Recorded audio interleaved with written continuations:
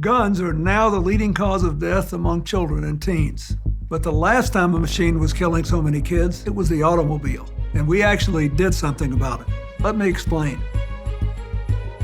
It is a strange contrivance. It is the automobile. The introduction of the automobile to our communities was an amazing and drastic change for Americans. But this incredible technology was also extremely dangerous.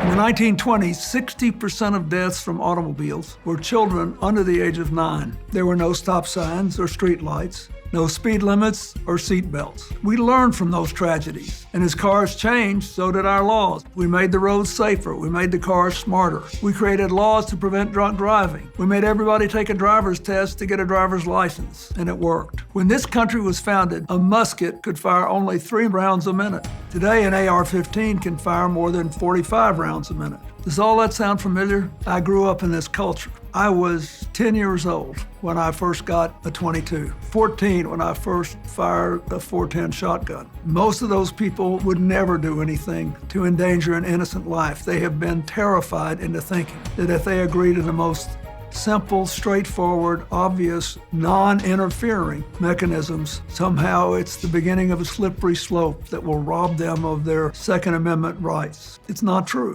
In 1994, I signed an assault weapons ban and a magazine limit. Because if the American people do not feel safe on their streets, in their schools, in their homes, in their places of work and worship, then it is difficult to say that the American people are free. The bill was supported by Democrats and some Republicans. You know what happened next? Mass shootings went down, a lot. It was part of a 25-year low in crime and a 33-year low in the murder rate.